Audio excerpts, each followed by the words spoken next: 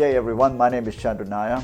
I'm talking to you because I'm so excited that my new book, my third book, Dismantling Global White Privilege, just arrived today. I received advance copies. The origins of the book were not planned. You will all know that the murder of George Floyd in the United States created an uproar internationally and mainly in the Western world. The Black Lives Matter movement in the United States drew attention to what many knew about but were not so clear, was so extensive, and the cameras caught something that many black people endure in different forms and shapes all the time. When it expanded to Europe, it was clear that people were beginning to discuss the injustices and historical injustices, and it was manifested the removal of statues, etc.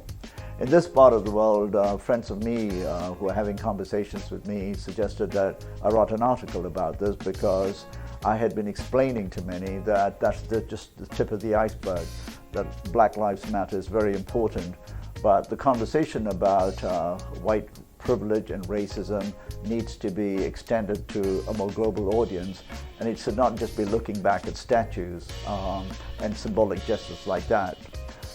So I then wrote a piece which was published in Hong Kong and attracted quite a bit of international attention. Long story short, my publisher approached me and said, "Would you like to write a book about this?" I hope people around the world, particularly outside the West, will be interested in reading this book about what white privilege looks like. And I hope in the West too, people will be interested in this book because it's probably one of the first that actually looks at the whole issue of white privilege away from the Western context and looked at from a non-Western perspective as well. Go get your copy, write to me, and let's have a conversation about this very important topic. But remember, it's about unity, it's not about divisions. Thank you.